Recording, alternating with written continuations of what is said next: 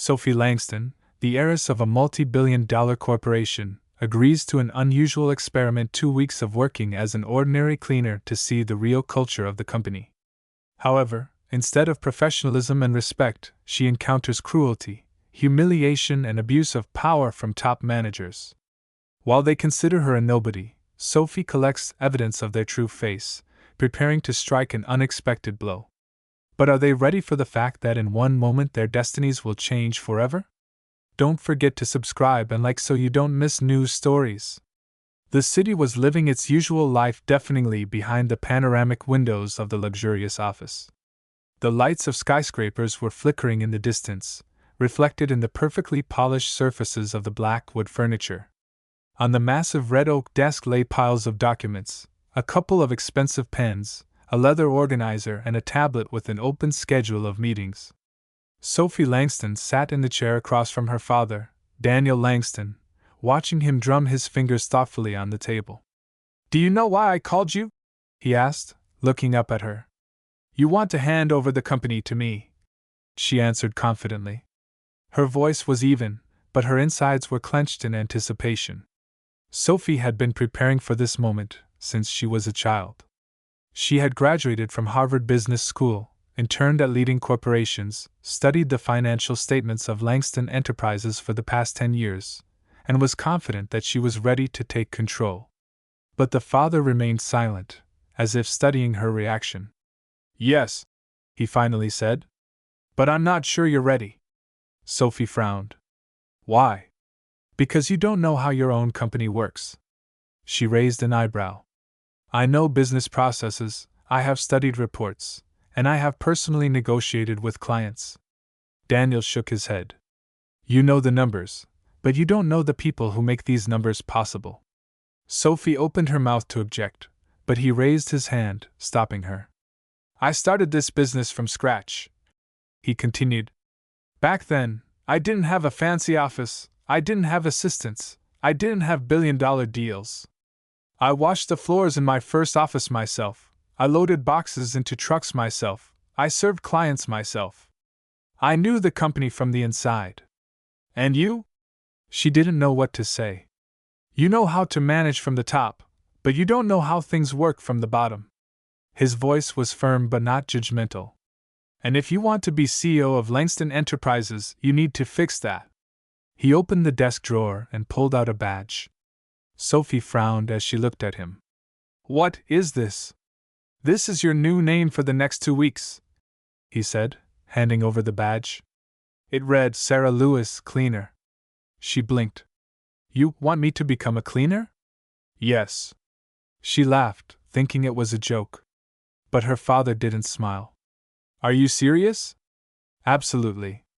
This is ridiculous." "It is necessary." Sophie felt protest building inside her. "You want me to give up meetings, negotiations, the work I've been preparing for so many years, in order to wash floors?" "Exactly." She jumped up from her chair.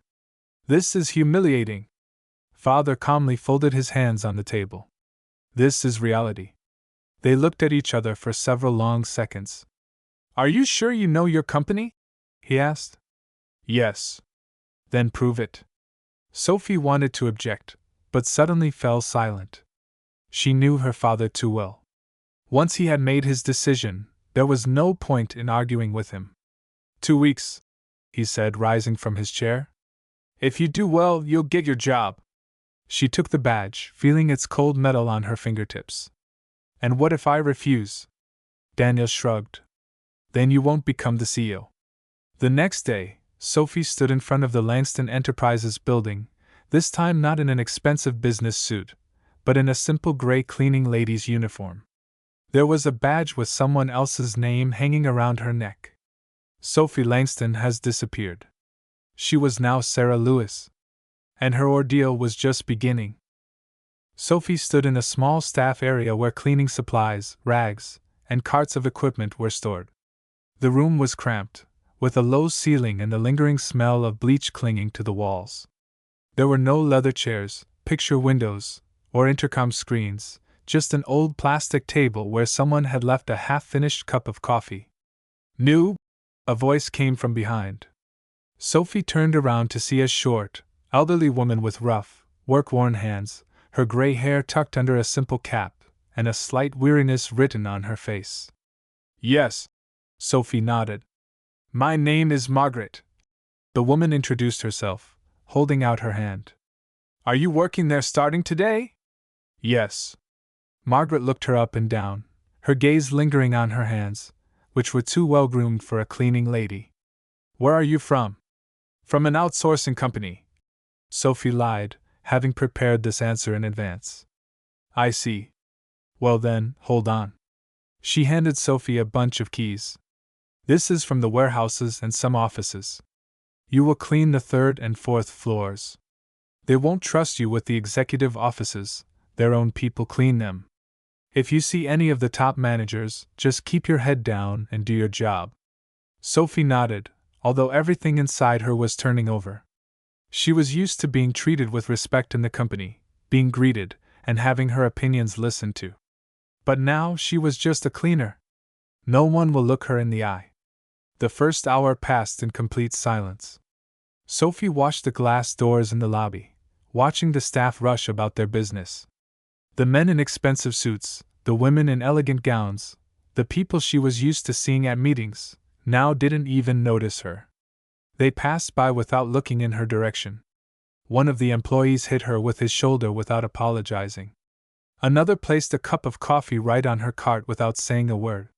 She felt irritation growing inside her. To them, she was invisible. And that made her angrier than anything else. It was during her second hour of her shift that she first encountered someone who was openly hostile. When Sophie walked into the spacious 3rd floor office with a view of the city, she immediately realized that important people worked here. Dark wood desks, leather chairs, expensive paintings on the walls. But all of that instantly became irrelevant when Garrett Hale, the operations manager, walked into the room. He was a tall, trim man with cold gray eyes. His perfectly pressed shirt and expensive watch spoke of his status. What are you doing here? His voice sounded sharp. Sophie raised her head. I have been tasked with cleaning this office. He gave her a contemptuous look. The floors are clean. Find yourself another place. She was about to turn around when he took a full glass of water and demonstratively poured it right onto the freshly washed floor. Sophie froze. Garrett looked at her with a slight grin. Now you have a job. She clutched the rag in her hands. If only he knew who she was. If only he knew. But he didn't know. To him, she was nobody. By the end of the day, Sophie's arms were sore, her clothes smelled of cleaning products, and one thought was spinning around in her head. How is this possible? How is it possible that she worked for this company for so many years and never noticed this? How many people have walked through these corridors, encountered this kind of attitude, but no one changed anything? She looked at her reflection in the cloudy glass of the elevator. Tomorrow will be a new day. But now she knew that her work here was just beginning. The second day in the new role began the same way as the first, with a morning briefing from Margaret. Are you still here? She chuckled, seeing Sophie in a gray uniform. For now, yes.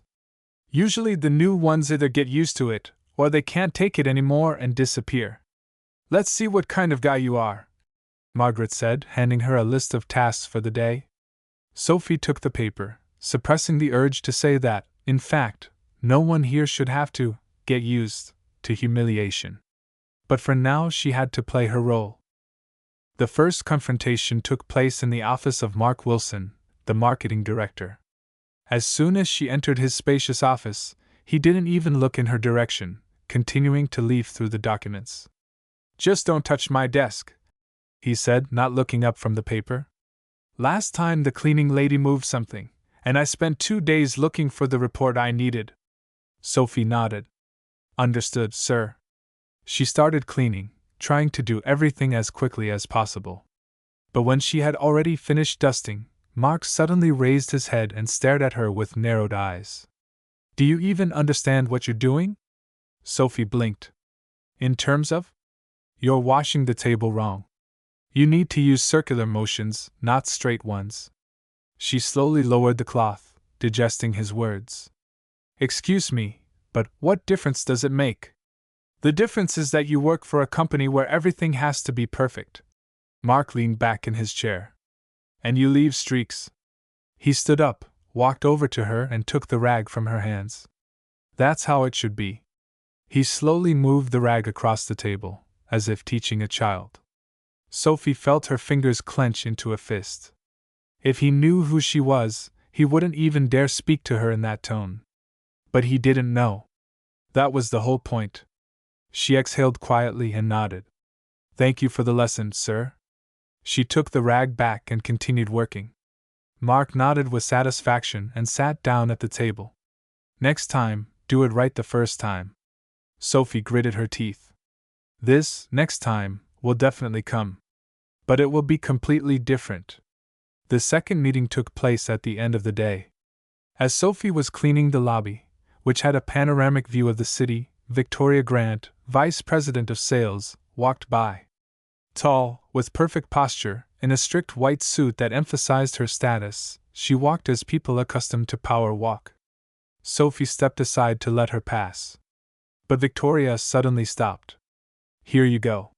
She handed her a coffee glass. Sophie took it, expecting Victoria to leave. But she didn't move. You could say, thank you? Sophie froze. She looked at Victoria, trying to figure out if she was joking. But her face remained completely serious. Thank you? Sophie said slowly. Victoria nodded, turned around and left. Sophie remained standing, clutching the empty glass in her hands. They actually thought it was okay. That this is correct. That the cleaning lady should thank them for allowing her to do her job. Sophie took a deep breath. Now she understood. Tomorrow will be a new day. But he will never be the same again. Sophie realized that her experiment was no longer just a test. It was no longer a test of her patience, or a way to learn how the company worked. It was now something more. She saw how the people who supported this entire corporation were humiliated, ignored, and sometimes even became the objects of outright aggression. And she cared. Now her goal was clear: to collect evidence. The first thing she did was start keeping records. She recorded every detail, every comment, every instance of injustice in a notebook that she hid in the drawer of her cleaning cart. But that wasn't enough. She understood that if she wanted to prove her case, she needed real facts. So she hid a miniature camera in her uniform and began recording everything that happened around her. The first major piece of evidence emerged 3 days later. Garrett Hale, operations manager, conducted another quality control inspection of the cleaning.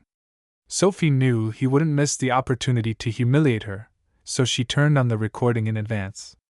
Do you even know how to do anything right? He barked, running his finger along the windowsill. I'm doing my job, sir, she replied, trying to remain calm. What are you saying? He chuckled, tilting his head to the side. Then explain to me why the floor is dirty. He took a step forward and deliberately rubbed dirt into the otherwise perfectly clean floor. Sophie gritted her teeth, but silently took out the mop. Now wash it properly. Garrett grinned. The camera recorded everything. The second incident occurred in Mark Wilson's office. As soon as Sophie walked in, he looked at her and smirked. Are you here again? I hope you won't do everything so ineptly this time. Sophie didn't say anything, she just started cleaning. But he didn't stop. Do you even know who I am? He chuckled. I'm a decision maker. People like you just exist. She clutched the rag in her hands but did not answer. The recording continued. Further evidence came when she ran into Victoria Grant again. This time she didn't just hand Sophie the glass. She dropped it on the floor. Oops, she said, not even trying to hide her sarcasm. It's okay. Sophie slowly raised her head, looking Victoria straight in the eyes. Yes, nothing, she answered, shaking her head. Because it's your job. Sophie silently took the rag and began to clean up. But Victoria didn't even step aside. I think you should say thank you. Sophie stood up and looked at her. Thank you, Miss Grant. The recording continued. By the end of the week, Sophie had enough evidence. Videos, conversation recordings, photographs. She collected everything. And now it's time to act. Tomorrow will be the last day. And he will change everything. Monday arrived. The day when everything was supposed to change. Sophie stood in front of the mirror in the small staff area. She put on her gray cleaning uniform for the last time, tucked her hair under a simple cap, and clipped on her Sarah Lewis name tag. Today she wasn't just going out on shift. She went out to battle. By 9 o'clock in the morning the boardroom was already filling up. The top managers entered one after another, talking in low voices. No one knew why they had been called together in such an emergency. In the center of the table sat Daniel Langston, her father, the owner of Langston Enterprises. He remained perfectly calm as he waited for everyone to arrive. Sophie knew he wouldn't let on that he knew about her plan. But he was on her side. She entered a few minutes before the meeting began. Claudia carried a cart with equipment in front of her, as if she was simply doing her job. Victoria Grant's heels clicked on the marble floor as she approached. "What are you doing here?" Her voice was filled with irritation. "I have been instructed to clean this room before the meeting," Sophie replied politely. "Get out. I'll finish in a minute." Victoria narrowed her eyes, but said nothing and walked back to her seat. Garrett Hale, who was already seated at the table, glanced briefly at Sophie, but paid no attention. Mark Wilson was actually more interested in the screen of his phone. Nobody noticed her. Until she spoke. When the clock struck 10 o'clock in the morning, Daniel Langston rose. "Gentlemen, thank you for finding the time. We have an important conversation today." Everyone froze, sensing something in his tone. "In recent weeks, I have been carefully studying the situation inside the company.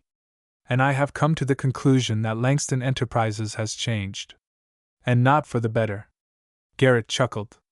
"What are you talking about, sir?" "That I have evidence of how our company treats those it doesn't consider important." At that moment, Sophie took off her cap. Straightened up. "And for the first time in 2 weeks I looked at these people not as a cleaning lady, but as their new leader." Garrett turned pale. Mark Wilson felt as if he had been electrocuted.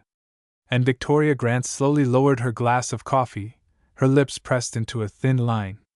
"My name is Sophie Langston." Her voice was clear. "And I've spent the last 2 weeks with this company to see what it really is." There was silence in the hall. She took the presentation remote control out of her pocket and pressed the button. A video appeared on the screen. The first scene was where Garrett Hale pours water on the floor and then mockingly says, "Now you have a job." Next up is footage of Mark Wilson forcing her to clean the table in a circle, over and over again, just for his own pleasure. Then Victoria Grant, who dropped a glass on the floor and demanded to be thanked for it. The video spoke for itself. The top manager sat as if paralyzed. "These people think they're superior," Sophie continued, turning off the projector. "They're demeaning those who keep the company running. They're forcing workers to endure rudeness, cruelty, and neglect. And it's not just a moral issue. It's a threat to everything my father built." She looked at Garrett. "You thought no one could stop you." Then to Mark. "That you have the right to treat people like furniture." And finally, to Victoria. "That status gives you the right to demand obedience." She took a step forward. "You were wrong." Daniel Langston stood up. "The board of directors has already made a decision." His voice was calm but firm. "Garrett Hale, Mark Wilson, and Victoria Grant have been removed from their positions. Their contracts are terminated effective immediately." "You can't," Garrett began. "We can," Sophie interrupted him. It was as if Mark had been struck. "This is nonsense. I spent years on this company." "And how much time did you spend mocking people?" she replied. Victoria said nothing. She simply pressed her lips together and stood up. "You are all making mistakes." "No," Daniel said calmly. "We're fixing it." The door opened and 2 security officers entered.